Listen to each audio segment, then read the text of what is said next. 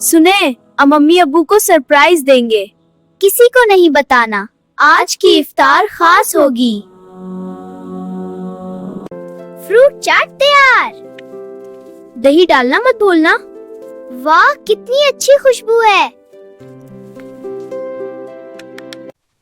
रोटियां भी तैयार हैं। अम्मी को बहुत पसंद आएंगी। मोहब्बत से बनाई है ना।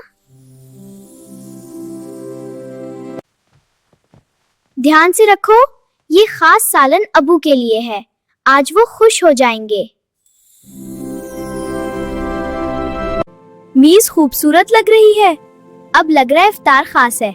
बस अम्मी अबू आ जाए।